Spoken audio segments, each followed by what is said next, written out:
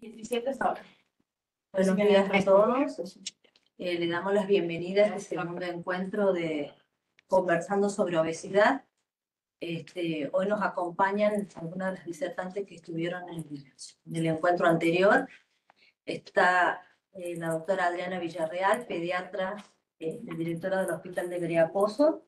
La doctora a mi derecha, la doctora Natalia Bermejo, endocrinóloga infantil de nuestro hospital. A mi izquierda está la licenciada Rojo, nutricionista del servicio de diabetes de acá del CEPSI, y la doctora María José Guardene, que es pediatra, que trabaja en la atención primaria de salud, referente en la zona sur de pediatría de APS de la provincia. La idea es retomar un poco, para los que hoy se conecten o no estuvieron en el encuentro anterior, muy cortito, recordar que la obesidad es una enfermedad crónica, que afecta al 60% de la población infantil entre 5 y 16 años, que requiere un abordaje interdisciplinario. Por eso este enfoque y esta mirada que hemos tratado de hacer. Hoy no va a poder estar presente la licenciada Gabriela Mundice, Ferrari Mundice, que, bueno, lamentablemente está con un tema de salud, pero bueno, esperamos comprometerla para otro encuentro tal vez, pero bueno, con la licenciada Rojo, que tiene un trabajo conjunto de mucha experiencia, va a abordar la temática desde la mirada de lo que queríamos con ella. Así que bueno, María José, te invito a que por ahí hagas como una pequeña síntesis de lo visto en el encuentro anterior y avanzamos sobre el manejo interdisciplinario en el tratamiento. Perfecto. Bueno, recordar lo que hablamos en la reunión anterior sobre qué era la obesidad. La obesidad es una enfermedad crónica, compleja, causada por múltiples factores socioambientales, económicos, factores obesogénicos y factores genéticos y hereditarios. Muy pocas veces es por una sola causa, la mayoría de las veces es por múltiples causas que llegamos a presentar obesidad. La obesidad se le decimos cuando hay un exceso de grasa corporal, o sea, hay un desequilibrio entre lo que nosotros ingerimos y realizamos el gasto calórico.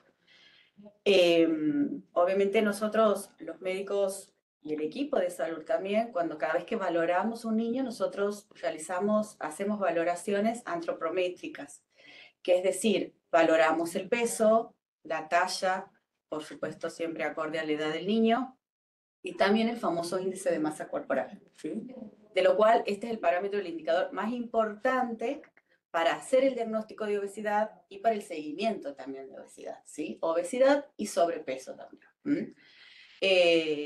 Cuando decimos que hablamos de obesidad, no es a ojo, no es clínico, si bien el paciente obeso tiene manifestaciones clínicas en su cuerpito, en su organismo, pero nosotros utilizamos unas tablas de percentilo, de los cuales evaluamos el peso, la talla y acorde a la edad, y según cómo viene el índice de masa corporal. Entonces hablamos de un niño que generalmente, donde la obesidad es mayor en los 5 años, decimos que un niño es obeso cuando presenta un percentilo en el índice de masa corporal mayor a 97, o un sobrepeso entre un percentilo de 95 a 97.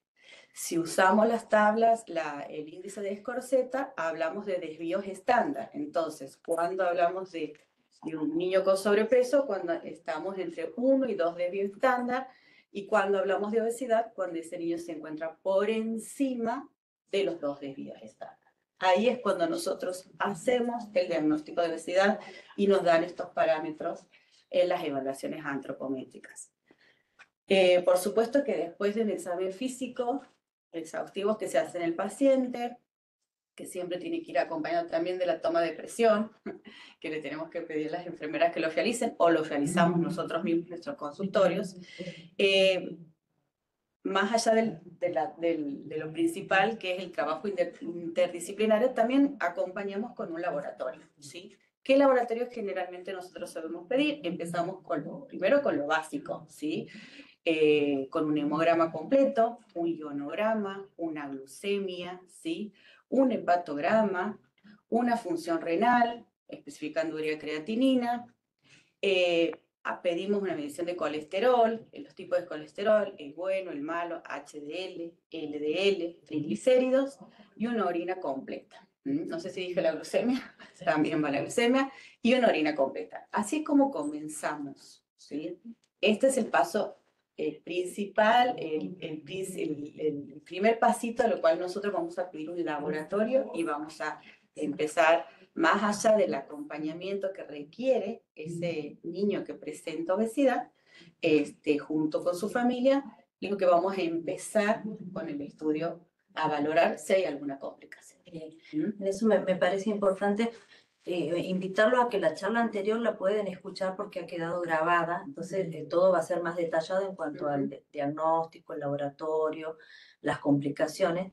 Pero bueno, yo como pediatra me ha gustado el aporte que hizo en el encuentro anterior, por eso lo quiero poner como tip de la doctora Bermejo, de cuándo pedir la TSH y la T4. Sí. En realidad, digamos, el hecho, no sé, Nati, Sí. por ahí reforzar esas cositas que... En pediatría, el hipotiroidismo no genera obesidad, sino lo que genera, o la patología tiroidea, ¿no? Que las familias vienen y creen que el chico ha aumentado de peso porque tiene algún problema tiroideo.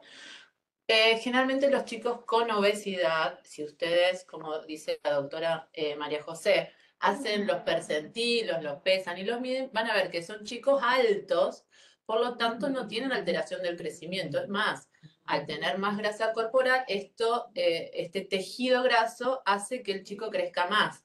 Por lo tanto, vemos chicos altos y esto nos descarta un problema tiroideo. Entonces yo no recomiendo el laboratorio de TSH y T4 libre a un paciente con obesidad por su obesidad per se. Obviamente, si este chico tiene antecedentes en la familia de alguna enfermedad autoinmune, una tiroiditis Hashimoto, palpamos en el cuello, nos parece que tiene bocio, bueno, esta es otra historia. Pero en general el chico con obesidad no tiene patología tiroidea. Entonces, si yo lo veo que crece bien, viene creciendo en percentilos altos, seguramente no tiene problemas de tiroides, que, digamos, las mamás siempre vienen y me preguntan cuando un chico tiene algún problema de tiroides, si es la tiroides que engorda o la que adelgaza. Entonces yo ahí les explico que esto es un mito de que la tiroides engorda, y sobre todo en pediatría. Cuando hay un problema de tiroides, porque tiroides en realidad tenemos toda la glándula, pero cuando hay un problema de tiroides, sobre todo por funcionamiento de menos, un hipotiroidismo, lo que va a pasar en el niño es que no crezca, que tenga piel seca, que tenga dificultad para el aprendizaje, entonces va a tener otros síntomas que no tienen nada que ver con la obesidad.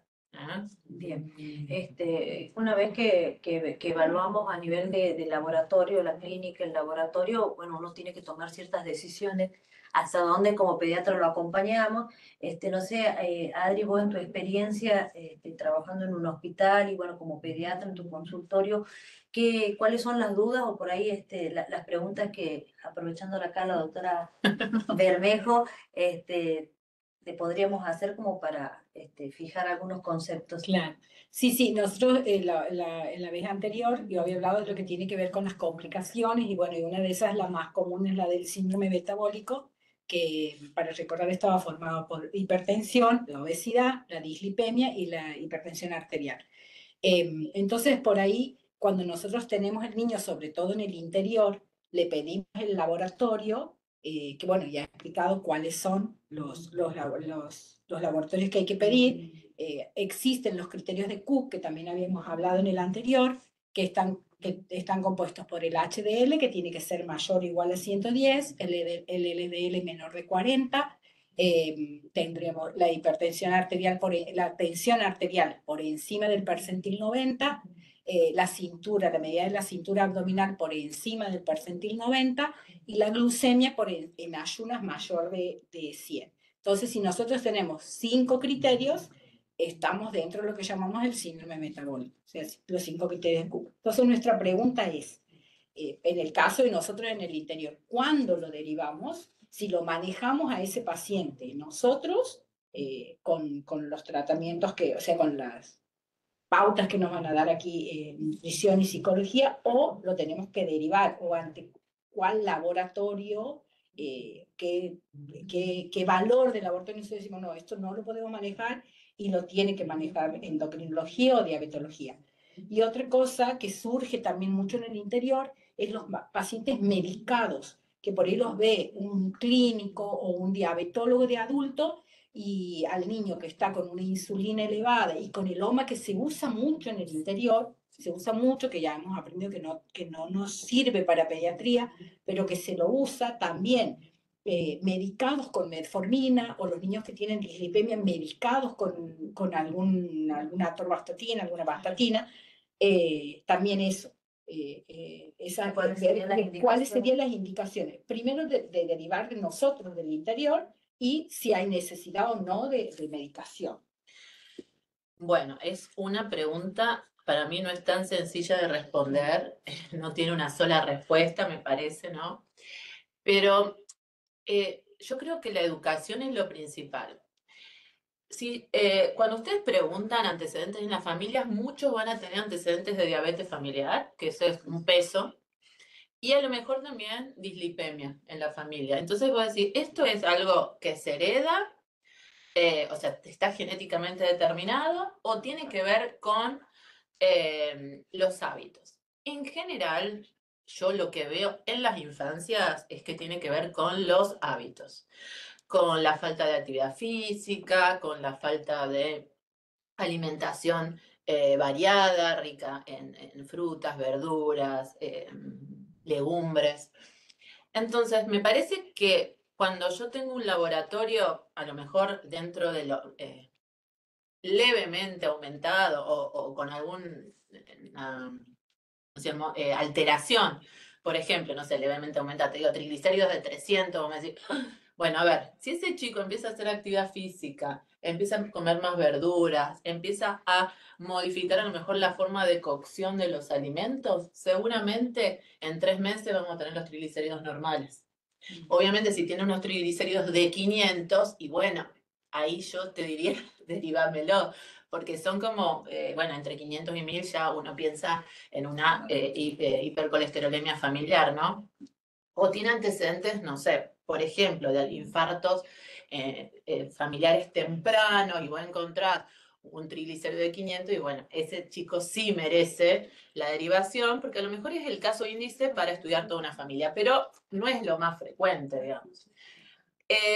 Yo creo que uno debe empezar con cambio de hábitos. En mi caso, cuando yo lo veo al paciente, nunca medico de inicio.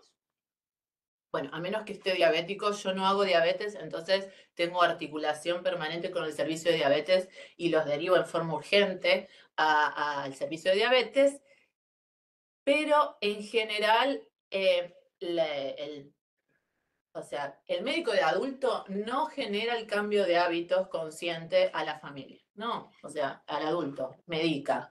En nuestro caso, no, en nuestro caso educamos para que ese niño no debe ser medicado. Yo tengo un seguimiento de 6 meses a 1 año, y si obteniendo realmente cambios de hábitos conscientes y no puedo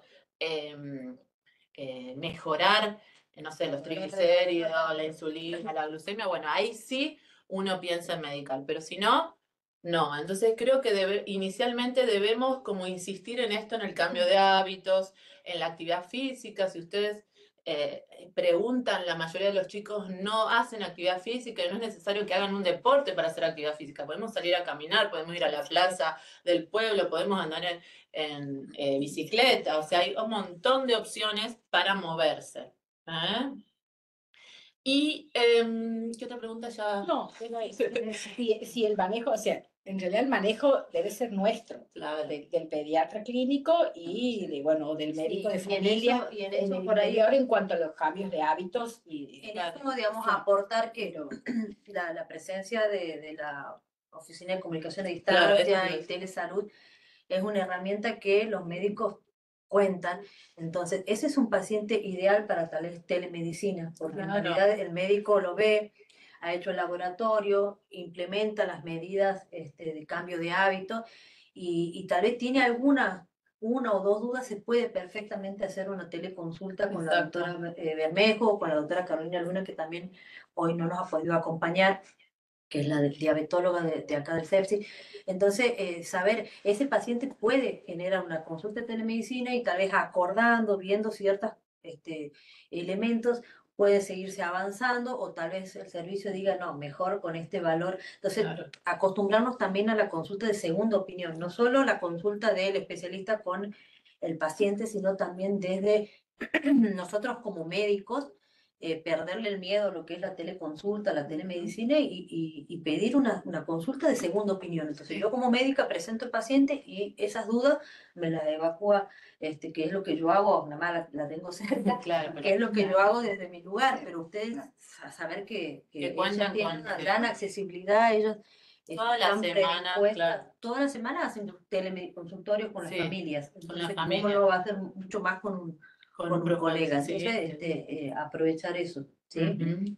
Y otra cosa que quería aclarar es que cuando el paciente con obesidad tiene manchas en el cuello, en las axilas, en los pliegues, por ahí vemos en la zona inguinal, eso se llama acantosis nigricans. Esas manchas oscuras están marcando que ese chico tiene una resistencia a la insulina.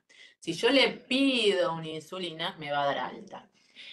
Y ahí es cuando a veces ese valor es el que le hace el clic a la familia. Muchas veces necesitan... por eso. Claro. O sea, porque ven esa insulina alta y dice, bueno, ahora sí voy a hacer los cambios. Claro. A ver, si yo veo que tiene el cuello oscuro, sé que tiene una resistencia a la insulina y empiezo también con lo mismo, a menos que esté diabético. Si el paciente está diabético con glucemia más de 126 en ayuna o una más de 200, bueno, ahí sí ya hacemos el diagnóstico de diabetes y hay que medicar. Pero si no, claro, y se deriva. Pero si no, este paciente, si ustedes empiezan con la actividad física, empiezan a controlar todo lo que es azúcares refinadas, ustedes van a ver cómo se despinta el cuello y las axilas. Y el misma familia te dice, doctora, empezó a bajar esto, empezamos a comer distinto y mire cómo está.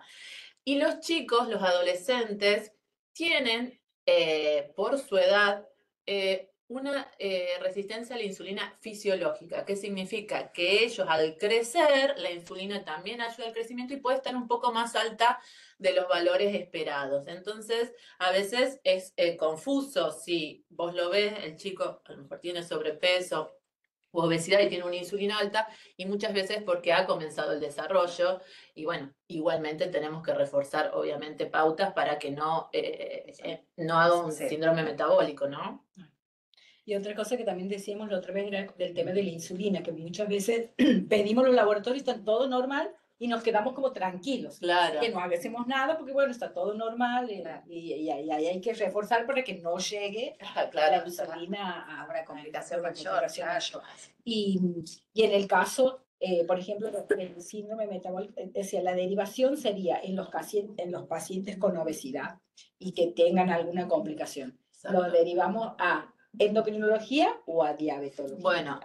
Bueno, esto sí, nosotros ahora hemos como hecho un consenso con el servicio de diabetes por una cuestión sobre todo de personal, de gente que está trabajando en el servicio. Entonces, hay un día específico que el servicio de diabetes ve pacientes con obesidad y trastornos metabólicos. Entonces, en general, lo ideal es derivarlo para ello, para el servicio de obesidad que lo ve la diabetóloga. Igualmente, yo creo, ¿no?, que cuando tenemos una dificultad en la incorporación de hábitos, también el pediatra puede hacer una consulta con el nutricionista cercano al domicilio, o a veces, bueno, derivarlo acá al CEPSI, con los nutricionistas del CEPSI, porque ella es específicamente nutricionista del servicio de diabetes, pero se cuenta con otro número de nutricionistas que también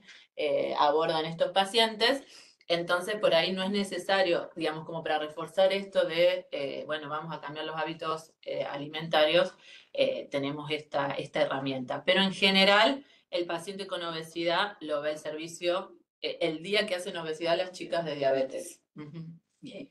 En ese sentido, bueno, como le decía, la doctora Carolina Luna no nos puede acompañar, pero bueno, nos está acompañando hoy la licenciada Alejandra Rojo, que es nutricionista, forma parte del servicio de diabetes y obesidad del CEPSI, y bueno, Ale, es tu turno a hablar de esta parte que en general no se habla, pero que es muy importante para poder tener éxito en los cambios de estilo de vida de los pacientes y llegar a una mejoría. Así que te escuchamos, Ale. Buenísimo.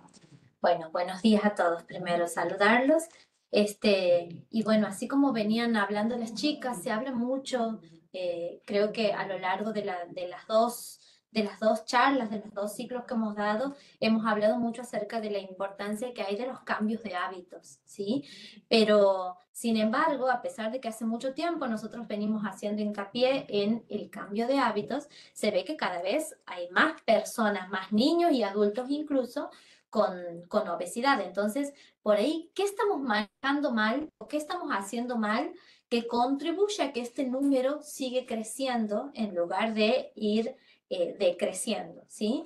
Y nosotros vemos mucho en la consulta que no se presta atención por ahí a lo que es el comportamiento alimentario en general. Entonces ahora, en lugar de hablar de lo que es la dieta específicamente, justamente vamos a hablar de lo contrario, ¿sí? De lo que es el comportamiento alimentario y la importancia que hay de que nosotros no nos manejemos con dietas y no encaremos el tratamiento del sobrepeso y la obesidad a través de dietas, sino a través, en lugar de un plan alimentario, un plan de cambio de hábitos que incluye lo alimentario, pero no es solo lo alimentario, ¿sí? Entonces, podemos definir como conducta alimentaria a un conjunto de acciones que establece la relación que tiene el ser humano con los alimentos en sí. Y esa conducta alimentaria incluye los hábitos alimentarios, incluye también la selección de los alimentos que nosotros vamos a ir ingiriendo, incluye las preparaciones culinarias también. Nosotros no podemos hablar de la importancia que hay de que una persona coma un pan de salvado, por ejemplo, cuando vive en el medio del campo y se utiliza pan casero que lo hacen. Entonces, por eso hablamos por ahí de que las dietas específicas no siempre tienen un buen resultado, porque muchas veces no se puede, se tiene que adaptar al contexto, se tiene que adaptar a las preparaciones culinarias que están acostumbrados las familias, y tenemos que tener en cuenta también las cantidades que se ingieren de cada alimento y la frecuencia con la que se ingiere cada alimento. Por eso el tratamiento en general es muy artesanal, es paciente a paciente. No hay un tratamiento que se pueda aplicar a la mayoría de los pacientes. Esta conducta alimentaria se adquiere a través de la experiencia directa que nosotros tenemos con el alimento. Es decir, si nosotros estamos acostumbrados, supongamos, a comer este pan casero y esta es nuestra conducta alimentaria, esto tiene mucho que ver con la experiencia directa que tenemos con ese alimento, la repetición con la que se nos expone a este tipo de alimentos. Entonces, muchas veces cuando nosotros queremos lograr un cambio de hábitos efectivo, tenemos que hablar mucho de esta experiencia directa con el alimento y hacemos mucho hincapié en la importancia del estímulo repetido, ¿sí? Vamos a indagar un poquito más adelante sobre eso. Y esta conducta alimentaria tiene que ver con la imitación de modelos. Por eso hablamos siempre de que el tratamiento de la obesidad infantil no es para el niño, es para la familia, es para los padres fundamentalmente, para los adultos. Tiene mucho que ver también con simbolismos afectivos, es decir, vamos a festejar tal cosa, entonces vamos a ir a comprar tal alimento. Tiene mucho que ver también con el estatus social. Hay ciertas comidas a las que tienen acceso algunas personas y otros no. Con las tradiciones culturales, hay personas que, por ejemplo, por darles un ejemplo, para Navidad están acostumbrados a ir al campo y cada uno carnea un animal. Entonces, en una mesa donde hay 3 familias, de 3 personas cada familia, hay un animal por persona. Y es una costumbre y es una tradición. Y si vos me dices, ¿qué les parece si uno lleva la carne, el otro lleva ensaladita, el otro lleva el postre? No, Claro. no se, claro, no se puede. Y tiene mucho que ver con el ambiente familiar compartido. Y aquí, por ahí, uno escucha mucho que cuando viene la mamá, el papá con el nene al consultorio, escuchar lo que dice la doctora, ¿no? Vos no puedes comer tal cosa, escuchar lo que te dice, está escuchando, ¿no? Y nosotros por ahí decimos, no, usted es la que tiene que escuchar. Para el momento en la que hace vidas son los adultos. Entonces, decir, bueno, él porque tiene sobrepeso, porque tiene obesidad, tiene que hacer esta alimentación. Y el resto de la familia, como nos salvamos, según ellos, no tenemos que hacer esa alimentación. Entonces comemos cosas distintas. Sí, Sí, a veces esto el ambiente familiar compartido, a veces viene la mamá, en general viene la mamá a la consulta y a lo mejor la que cocina es la abuela. sí. Y entonces invitar a lo mejor a la abuela que se Sí, acerque, sí. como que también escuche bueno, y sepa por qué uno da esas pautas, ¿no? Y no sé, esa mamá se va con una información, que la comprende, pero después cómo la trabajo, la despliega al todo el resto de la familia, que por ahí el niño es cuidado la mayor parte del gran tiempo por los abuelos. Claro. Y eso sucede mucho, ¿no? Y aquí es muy difícil trabajar con esto de, por ahí, tradiciones culturales o ideas. En general, en los abuelos se ve que si uno les dice, no le voy a dar eso, le estás mezquinando. Ajá, claro. Sí. Entonces, no le quiero mezquinar. Entonces, por ahí es importante que uno hable de ese lugar, no lo estás mezquinando. Lo quieres tanto que aunque te cueste, lo estás cuidando. Entonces, por ahí es importante que seamos nosotros los que se los decimos, visto que no es lo mismo cuando se los dice un profesional Que la que hija. cuando, claro, que cuando les dice la hija. Bueno, como habíamos dicho, esta conducta alimentaria se aprende y se aprende a través de la experiencia. Y es sobre todo importante los 5 primeros años de vida, que es cuando los chicos van formando sus estructuras mentales y psicológicas que los va a llevar a elegir un determinado alimento o no. Estos 5 primeros años de vida son los que van a determinar tanto las preferencias alimentarias como el rechazo a los distintos tipos de alimentos, ¿sí? Y esto tiene mucho que ver con procesos que se llaman no asociativos, que tienen que ver con esto que yo hablaba hace un momento de la repetición, el decir, yo le voy a ofrecer verduras, el nene no va a querer las verduras al principio, pero yo le voy a seguir ofreciendo las verduras. Y todos vamos a comer las verduras. Hay muchos estudios en donde se da cuenta de que a partir de la 10ª repetición a la exposición a determinado alimento, la aceptación es diferente, ya no se rechaza el alimento, entonces ya hay otra aceptación. Entonces, por ahí, trabajar con estos procesos no asociativos de decir, a ver, es el momento de la comida, siempre va a haber una verdura. Entonces, empecemos a comerlo para no quedarnos con hambre después. Y también con procesos asociativos, en el sentido de que las comidas tienen mucho que ver con entornos y con contextos también. En la escuela se come este tipo de comidas, en la casa se come este tipo de comidas, en el club, en los grupos de pares se come este tipo de comidas. Creo que a todos nos ha pasado que por ahí vemos una comida que comíamos cuando éramos chicos y nos da nostalgia. Sí.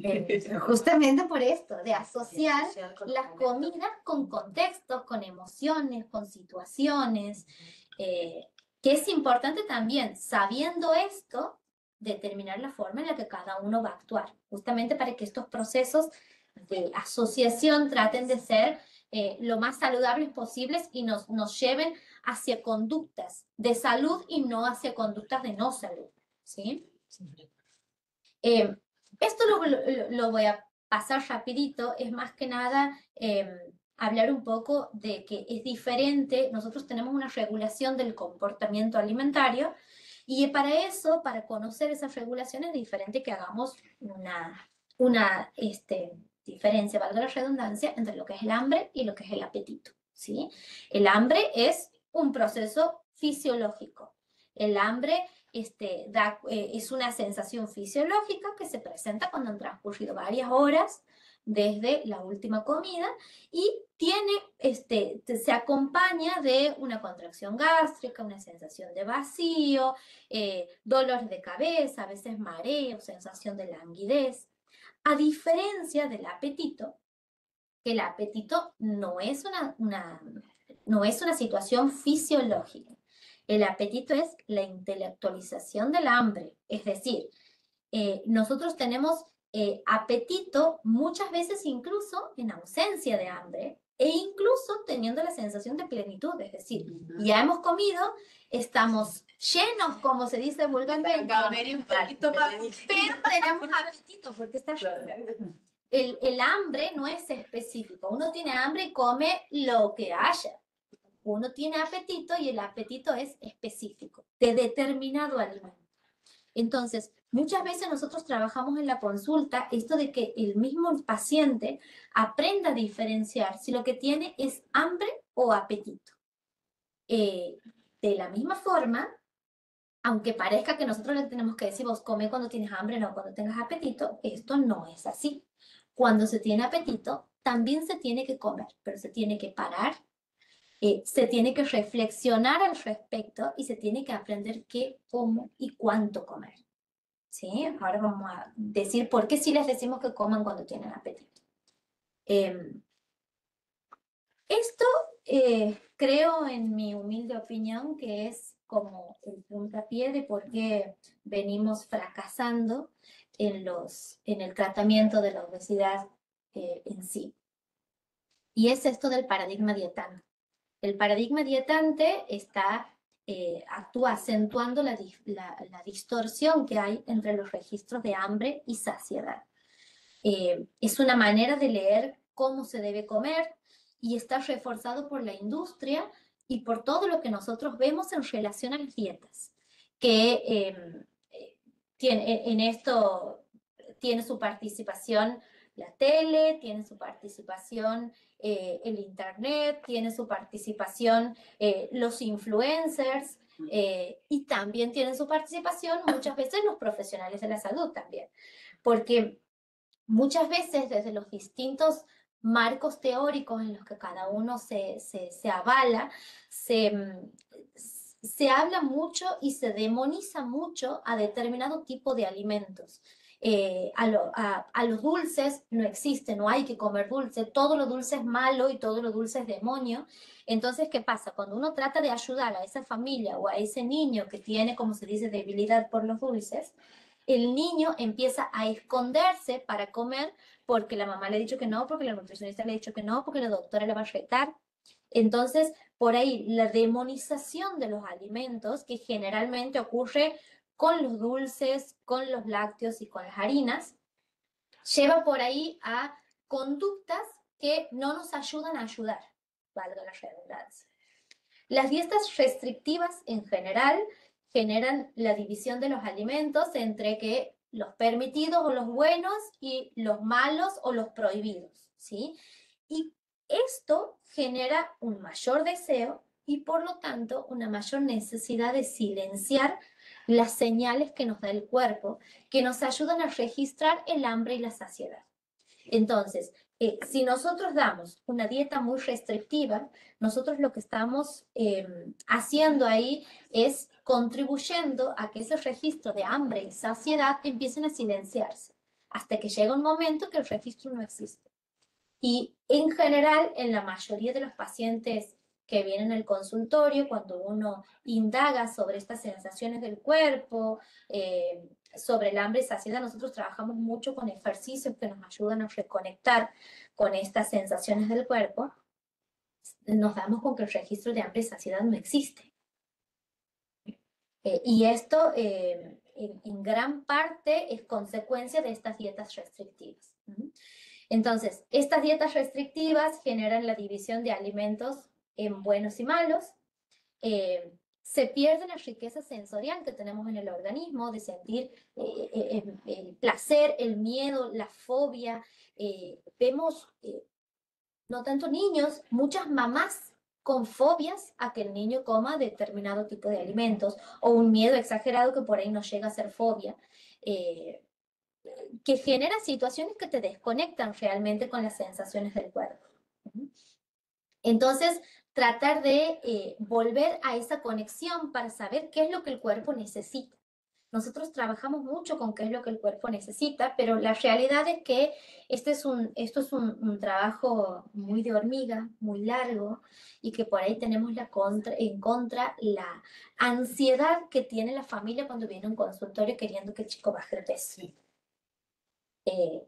Todo esto va a determinar la experiencia alimentaria y por lo tanto el comportamiento alimentario que tiene una persona.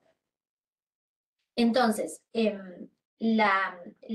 este paradigma dietante, las dietas restrictivas, generan vulnerabilidad a la pérdida de control cuando se violan las reglas de la dieta. Es decir, me han dicho que no puedo comer chocolate y yo he comido chocolate, no le voy a decir a nadie que he comido chocolate. Y cuando tengo el momento para acceder a ese chocolate, no como un poquito, como todo lo que puedo, porque justo nadie me está viendo, justo tengo el chocolate. Muchas veces esto genera una transgresión que no siempre es real, a veces es subjetiva también, hacia cuáles son los alimentos prohibidos, y esto genera un aumento de los atracones, como este ejemplo que damos hace un ratito. También erosiona la seguridad y la confianza en sí mismos y genera mucho sentimiento de depresión y de ansiedad, que se ve fortalecido muchas veces por el bullying que sufren los chicos, sobre todo en las escuelas. Hay sentimientos de fracaso, eso disminuye su autoestima, genera mucha ansiedad social, mucho estrés, se atrofian estas señales de hambre y saciedad.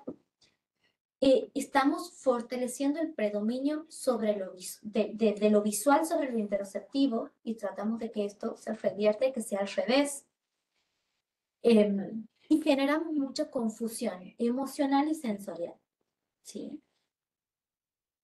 Las características que tiene este tipo de enfoque de las dietas restrictivas o del paradigma dietante es que se enfoca en la restricción. Prioriza la restricción calórica y de los alimentos, a menudo sin considerar las necesidades nutricionales individuales. Nosotros siempre cuando manejamos esto en la consulta, nosotros no hablamos de dietas, sino que hablamos de cambios de hábitos. Y los cambios de hábitos muchas veces no son, a ver, lo ideal en el sentido... Exacto, porque si un niño que no desayuna nunca, yo le digo, no, vos tienes que desayunar una taza de leche descremada con edulcorante, con un pancito de salvado, con un quesito untable, un huevito, y de repente no voy a tener cero adherencia, ni siquiera un mínimo de adherencia, porque eso no lo vamos a hacer ni una sola vez. Entonces muchas veces a un niño que no desayuna, empezamos por este cambio de hábitos diciéndole, bueno, vamos a empezar a hacer todos los días un traguito de un líquido y un bocadito de un sólido. Y vamos a empezar con eso.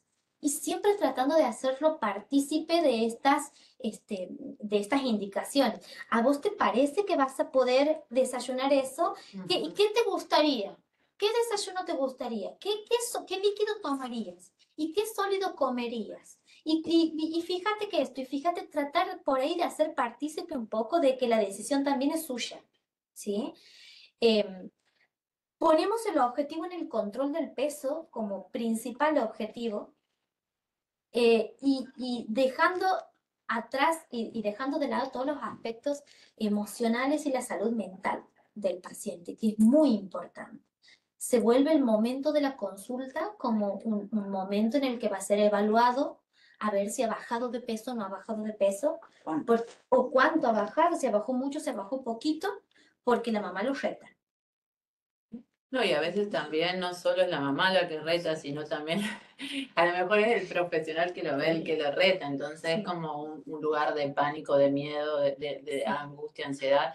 Y también muchas veces las madres preguntan ¿cuánto tiene que bajar? Así es. Eso es lo primero. O cuánto tiene que pesar. O cuánto tiene que pesar, digamos. También. Entonces, bueno, esto de volver a no centrarnos en el peso y volver a decirle Yo siempre hablo de que los niños están en crecimiento, de que él va a seguir creciendo, el que no nos interesa el peso ahora, sino él va a seguir creciendo y si cambia los hábitos va a mejorar su composición corporal, hablamos de composición corporal y no del peso en sí.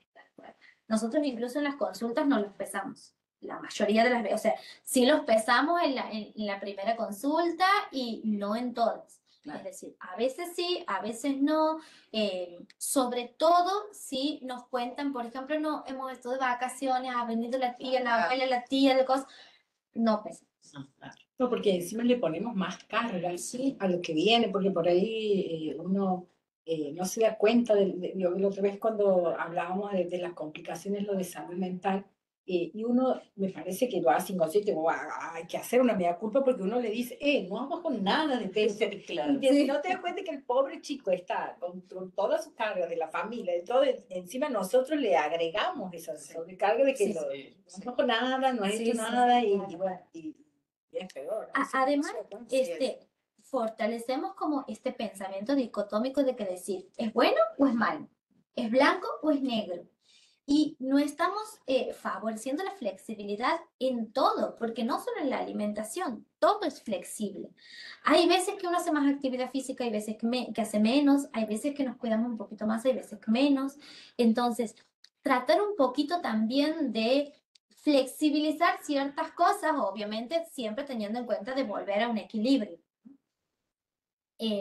Generamos este estigma de la gordura, en donde muchas veces, reforzado por el bullying que sufren los chicos, esto afecta muchísimo a la autoestima. De decir, porque así como si el profesional le dice tienes que bajar de peso, lo que uno está diciendo soslapadamente es estás gordo. Y estás gordo está mal. En donde muchas veces nosotros tenemos que tratar de llevar ese pensamiento al que tenemos que estar más sanitos y no tenemos que estar más flacos. ¿Sí? Se favorecen mucho estos ciclos de restricción atracón porque muchas veces a nenitos que vienen de desayunar un mate cocido con 4 o 5 tortillas, si uno les dice, bueno, vas a tener que desayunar una taza de leche con un pancito de salvado, de repente el cambio en el volumen de alimentación de forma tan brusca genera un sentimiento de restricción que llega un momento que no aguanta, entonces termina comiendo un montón. O pasa, por ejemplo, que lo primero que hacen las familias cuando uno dice, ay, tenemos que bajar de peso, no vamos a cenar. Sí. No cenamos. Entonces, el chico no cena, se levanta para ir a la escuela, no desayuna, y va a comer la primera comida o lo que le dan en la escuela, en donde se come el paquete entero de galletas, o cuando llega en el almuerzo en la casa que come 2 o 3 platos desesperados. Bueno, ahí Ale te interrumpo un segundito porque eso es muy común. Nosotros en la atención primaria, en consultorios, vienen todos los chicos de la escuela, la mayoría con lipotimias, obviamente, sin cena, sin desayuno, pero muy frecuente, o con vómitos, justamente por los atracones que de golpe, de 12 horas o más horas de ayuno, de golpe empiezan, no sé, un alfajor o algo frito o un pancho, y claro, cae mal. Y eso es muy común de ver en la consulta. Sí, En súper común. Creo que una de las principales cosas por las que nosotros empezamos el cambio de hábito es el desayuno y las 4 comidas. Así es. Y la actividad física. Y bueno, esto que ya habíamos hablado de que todas estas cosas por ahí hacen que uno se obsesione con el peso y disminuye muchísimo la autoestima y genera muchísima ansiedad. Entonces, ahora ya hemos visto la parte mala, ¿cómo podríamos modificar por ahí esas conductas? Tratando de tener un enfoque más integral de la salud, centrarnos en el bienestar, en donde se incluye una alimentación saludable, se incluye la actividad física, se incluye el descanso, se incluye el manejo del estrés. También hay que trabajar mucho con los patrones de sueño, con la higiene del sueño, porque muchas veces son nenes que se quedan hasta tarde con el celular, entonces te duermen como a las 2 de la mañana, se levantan desvelados y no es que el desayuno les cae mal, tienen un nivel de desvelo tremendo el cortisol por las nubes y bueno, todo lo que sabemos que eso genera, ¿sí? Tratar de centrarnos más en una alimentación intuitiva, por supuesto que eso tiene como muchos pasitos antes para poder decir, bueno, empezamos con la alimentación intuitiva porque se tiene que empezar de a poco a registrar el hambre y la saciedad, a registrar las señales del cuerpo, para poder decir, bueno, vamos a tratar de prestarle más atención a qué es lo que queremos comer. Es decir, a qué es lo que queremos sentir que pasa por la garganta. Queremos sentir un sólido, queremos sentir un líquido, queremos comer un caliente, queremos comer un frío. ¿Qué queremos agarrar? ¿Qué queremos oler? Y obviamente siempre teniendo en cuenta que esto tiene que estar coordinado con el registro de saciedad, ¿sí? Tratar de impulsar la aceptación del cuerpo, no hablar de los cuerpos como gordo, flaco, alto, petizo, se habla de los cuerpos como que todos los cuerpos tienen una forma diferente y lo que nosotros vamos a buscar es que uno se sienta bien, que uno esté sano, no que el cuerpo sea más flaco o que el cuerpo sea más esbelto o que el cuerpo sea de una determinada manera. Esto que hablábamos de una nutrición personalizada, como poníamos en el ejemplo por ahí antes, de que uno no le puede decir a un paciente que no tiene acceso a un pan de salvado o a la harina integral, a que de repente deje de hacer el pan que hacen en la casa y que tome una leche descremada con un pan de salvado. Entonces esto es siempre personalizado y por eso hablábamos de que es mucho más, es muy artesanal el tratamiento de cada paciente en general. Y buscar siempre la ayuda de profesionales de la salud idóneos. Pasa mucho que, por ejemplo, un niño con obesidad va a consultarle al diabetólogo de adultos, que tiene algo que es una mirada completamente diferente, un manejo diferente. Incluso los puntos de corte de laboratorio son diferentes. Entonces, buscar la ayuda de profesionales de la salud idóneos en el tema. En resumen, muy cortito como para cerrar, el paradigma dietante, a menudo, por no decir siempre, puede ser muy perjudicial para la salud física y mental, mientras que un enfoque por ahí un poco más holístico y basado en la salud integral ofrece una alternativa mucho más sostenible a largo plazo y más saludable. Bueno, muy bien, muchas gracias, Ale. La verdad que nos abre y nos deja pensando un poco a todos, porque un poco, como decía Adriana, también hacer un mea culpa de, yo creo que esta mirada, este enfoque donde no se centra en el peso, en la respiración, en la dieta, en el cuerpo. Bueno, como profesionales lo tenemos que incorporar para poder después transmitir también el mensaje ese a la familia. O sea que es una invitación a que como profesionales abramos un poco la cabeza, empecemos a hablar de estilos de vida, de hábitos saludables, de la complementación con la actividad física, que bueno, en otra oportunidad podemos hacer ya tal vez un taller para las familias, donde, bueno, invitar también, estaba invitado, pero justo tuvo un viaje el doctor José Stemmer, cardiólogo, deportólogo, para incluir también, además del enfoque del modo de relacionarse del niño con la alimentación, y me tomo esto de que es clave los primeros 5 años de vida. Entonces, en el niño que ya tiene más de 5 años y es adolescente y creó un vínculo de una determinada manera, bueno, tendremos que desandar un camino andado en forma progresiva, lenta, pero para los que atendemos niños, somos pediatras, el tema de la prevención y la promoción de la alimentación saludable, es clave, de la lactancia, el control del niño sano de 0 a 5 años, no perder esas oportunidades para intervenir ya en esas edades en lo que son los hábitos y la incorporación de los alimentos. Yo sé si quería hacer una acotación, un agregado, porque muchas veces cuando vienen al consultorio, hablamos con Ale antes, bueno, y esto de querer ver el peso, para mí y para todo el equipo, siempre se empieza por la toma de conciencia, de decir, bueno, tengo esto, no es que soy obeso, tengo esto ahora, que lo puedo cambiar, que lo puedo modificar. Y esa toma de conciencia tiene que empezar por el adulto.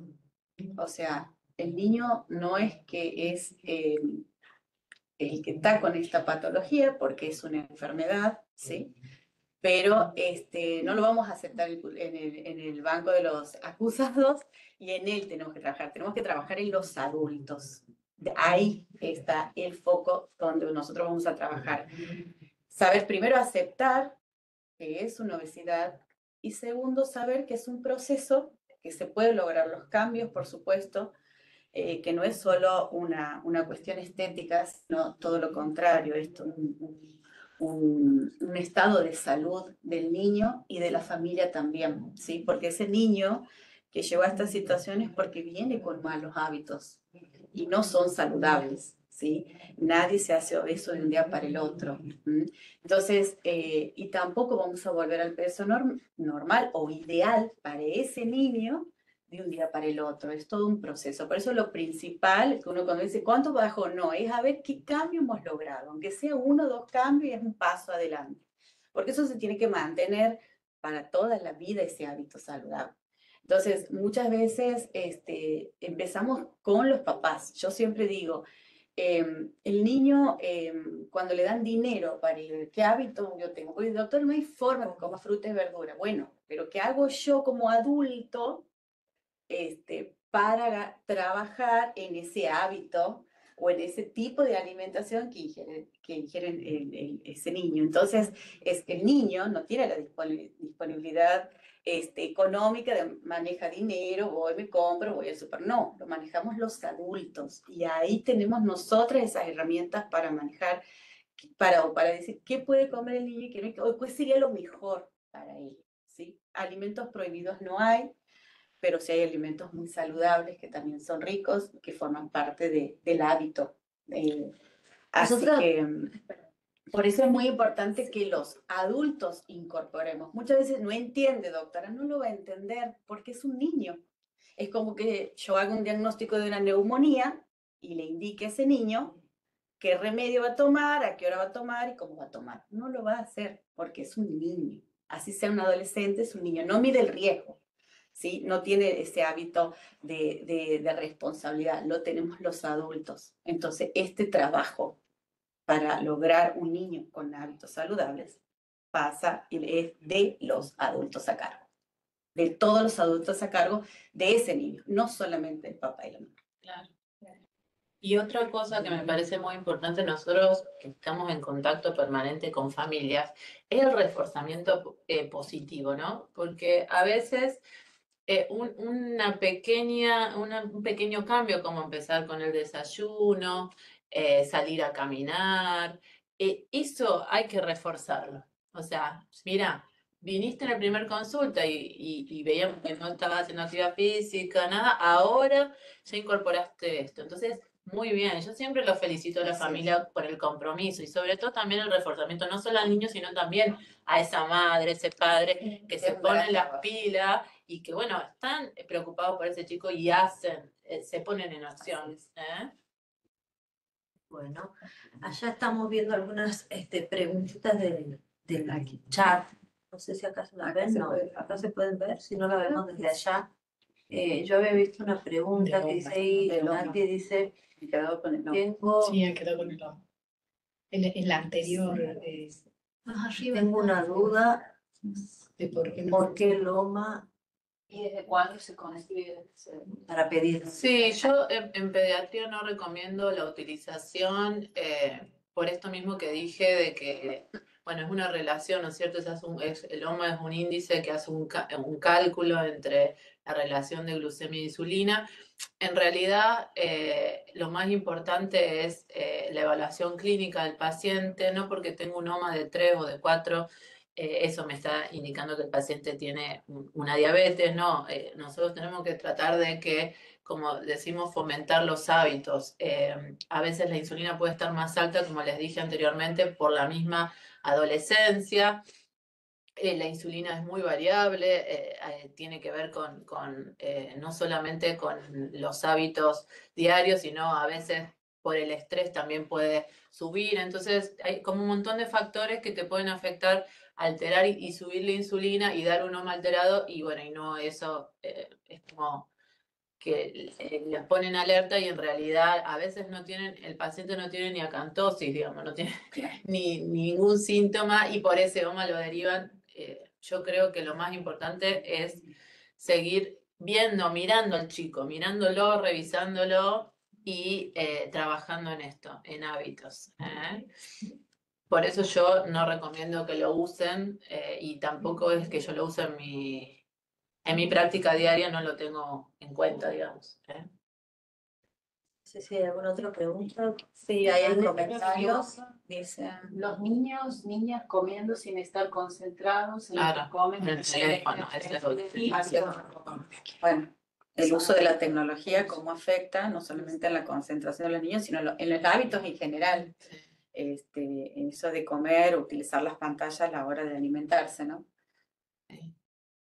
Enseñar a gestionar las emociones, dicen. Bien. Disociadas de la comida. Es siempre necesario la derivación a psicología. ¿Es siempre Sí. necesario? ¿Es siempre necesario? En realidad, la derivación a psicología se va viendo. Nosotros tenemos la ventaja de que trabajamos con un psicólogo al lado en el consultorio de obesidad. Bueno, aquí en el CEP sí,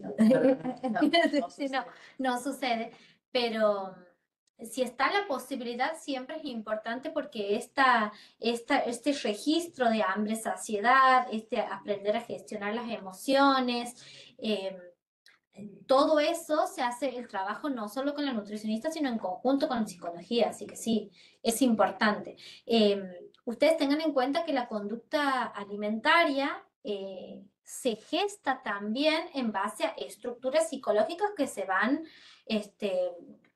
van formando a medida que uno tiene la experiencia directa con el alimento. Entonces, todo lo que genere una modificación en un cambio en la conducta alimentaria, sí es importante reforzarlo con psicología también.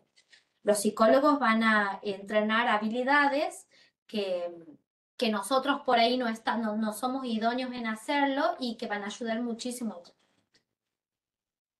Y Ale, te quería hacer una consulta. ¿Cómo hacen ustedes cuando ven que la base de la alimentación del niño son ultraprocesados? ¿Cómo educan o cómo empiezan a trabajar con esa mamá? Es muy difícil porque hay como también o sea, hay que empezar a meterse mucho en el tiempo que tiene esa mamá para cocinar los alimentos, en su forma de comprar. Entonces nosotros cuando vemos que es mucho ultraprocesado, empezamos con pequeñas cositas. Porque si nosotros de repente decimos, no puedes comprar más galletas, tratemos de cambiar esto y esto y esto y esto y esto, se sienten muy abrumados a la hora de pensar qué podemos comer. Claro. Entonces empezamos a cambiar, por ejemplo, desayuno y lo que lleva a la escuela. Claro. Entonces, entre el desayuno y lo que lleva a la escuela, empezamos a ir como introduciendo otro tipo de alimentos. Bien. Y después, a medida que vamos trabajando entre estos registros de hambre, saciedad, a medida que vamos enseñándoles a los chicos a entender qué tienen ganas de comer y qué no, vamos como tratando de generar un equilibrio, porque esto se va trabajando, lógicamente, no solo con el chico, sino con la familia. Pero cuando la alimentación es muy basada en lo ultraprocesado, Sí. hay mucho, Sí, claro, por eso. hay muchísimo, lamentablemente tratamos de ir de a poquitito en determinados Pequeños objetivos, metas pequeñas cositas del día. Sí. Como para pequeños objetivos, grandes logros. Así es, como para ir cerrando. Bueno, la verdad que antes que nada y antes de terminar, bueno, agradecerle a la doctora Adriana Villarreal que se ha venido desde Oreaposo a compartir con nosotros, Nati, que siempre está predispuesta a todo lo que sea las actividades de teleeducación, Ale, bueno, la doctora María José Guardenes, porque bueno, desde el primer momento se prendió y el tema le ha interesado. Bueno, contarle que vamos a seguir con otros encuentros sobre otras temáticas que hacen a la pediatría clínica ambulatoria, como el manejo de la cefalea, la hipotimia, que bueno, son los motivos que uno ve desde la OCDE también como motivo de derivación y de preocupación, y que en general son para manejo del pediatra clínico, con la intervención en algunos puntos, obviamente, de los especialistas que siempre los necesitamos, pero bueno, teniendo en cuenta que el eje del manejo del paciente es del pediatra clínico. Así que bueno, chicas, una palabra final, María José. Bueno, para nosotros, yo cuando me has ofrecido formar parte de este equipo, la verdad que siempre es un gusto. Primero participar, venir y trabajar con OCDE, vos así, es un gusto. Y segundo, siempre le digo, obesidad, y lo hablamos con Ate alguna vez, que decíamos, es desafiante, muchas veces hasta frustrante, porque bueno, uno también desde el otro lado, como profesional, busca esa mejoría en ese paciente. Entonces es algo hasta dinámico porque, no sé, cuando veíamos obesidad hace 4 o 5 años atrás, no nos manejábamos de esta forma, vamos cambiando, vamos mejorando también para dar una buena calidad de atención, actualizándonos generacionalmente también en el estilo de papás, en lo que el niño hoy con su tecnología. Entonces, yo creo que es una de las patologías que más trabajo nos da hoy en día, porque, y lo desafiante es que uno pone lo mejor que puede de sí, por más que tenga todo lo teórico incorporado y actualizado, pero en la práctica no es tan sencillo. Y además es un número que va acrecentando, entonces es un desafío que todo el equipo de salud, no solamente los médicos, no solamente los pediatras en sí, tenemos que trabajar integralmente, articuladamente, sobre la obesidad infantil, porque realmente es preocupante. Así que bueno, muchísimas gracias y con gusto participamos nuevamente. Bueno, Sí, sí. para ir cerrando. Bueno, agradecerles por el espacio, me parece súper importante, sobre todo eh, esta mirada interdisciplinaria y entender que un niño no es, o sea, una patología en particular tan compleja como esta, se tiene que abordar para que tenga un buen resultado desde un equipo interdisciplinario y no desde un nutricionista, desde un médico pediatra por otro lado. Es muy importante el trabajo en equipo y poder tener la posibilidad aquí de trabajar en equipo, que tengan la posibilidad también de poder derivar pacientes para que cuando muchas veces no está el recurso humano en otras partes de la provincia, sepan que aquí está el recurso humano, está también la posibilidad de hacer teleconsultas. Entonces, me parece importante por ahí visibilizar esto y la importancia del equipo interdisciplinario. Bien, Nati. Sí, yo realmente, bueno, también agradecer formar parte de esto. A mí me encanta trabajar en equipo, creo que es fundamental para ver en forma integral la salud de nuestros niños. No tenemos que dejar que se disgreguen los equipos y creo que la teleconsulta puede ser una buena herramienta como para mantenernos unidos y en comunicación permanente. Yo los invito a que utilicen la teleconsulta, sobre todo para consultas de endocrinología, no solo de obesidad, sino de otras patologías, porque, bueno, y que al conocernos, bueno, es más fácil por ahí animarse o decir, bueno, está la herramienta, la podemos utilizar. Porque tiene que ver con, me parece, ¿no? Con el compromiso. No perdamos el compromiso por la salud de nuestros chicos, eso es para mí fundamental. Adri. Bueno, yo también agradecer, porque siempre lo cede a nosotros, la verdad que las puertas abiertas para lo que necesitamos. Esto también, como decía María José, cada vez va más acrecentando. A nosotros que estamos en el interior nos cuesta mucho más porque no tenemos equipo. Yo, por ejemplo, en mi hospital, bueno, soy pediatra, pero hay hospitales del interior que no tienen pediatra, tienen solo el médico clínico, que bueno, que hace lo que puede. A veces, es difícil estar allá y muchas veces nos critican, pero bueno, no hay, es lo que hay, es lo que tenemos. Entonces, es muy importante el tema de la telemedicina, de la telesalud, de que los otros hospitales también lo usen, yo lo uso bastante, pero que también se puede consultar las puertas. Yo con los CD, la verdad que no tengo más que agradecimiento porque las veces que hemos necesitado de pacientes nos han respondido, entonces también que los demás colegas, médicos, pediatras o clínicos de familia, lo usen también, porque por ahí no tenemos la posibilidad de derivar a un nutricionista por el costo, ni a derivar a un psicólogo, porque para la gente que está en el interior, nosotros estábamos relativamente cerca, pero hay gente que está mucho más lejos y que el costo económico en estos momentos es mucho y los papás no pueden, y por ahí con una teleconsulta podemos juntar la nutricionista, la psicóloga y se puede hablar y tratar de que el paciente lo sigamos nosotros allá y con las interconsultas con los especialistas aquí sin necesidad de hacerlos viajar. Así que me parece esto muy importante porque, bueno, aclara muchas dudas, aclara muchas cosas y también nos sirve de esta herramienta que tenemos en el interior, que estamos tan solos y que desde que están los CD nos sentimos bastante acompañados. Así que muchísimas gracias. Bueno, queda el compromiso, ya el tiempo se acaba, pero bueno, en algún momento haremos un taller para padres, así que les invito a todos a participar. Y bueno, te tomo, Adri, lo que dices, tal vez de plantear como un teleconsultorio de obesidad, como una consulta interdisciplinaria, ofrecerle como una, ya no tan individual, sino por ahí el paciente del otro lado, en el interior donde esté, y de este lado el equipo que acompaña. Así que bueno, gracias a todos por haberse conectado y nos estamos viendo en un próximo encuentro. Chao. Muy bueno, Grecia.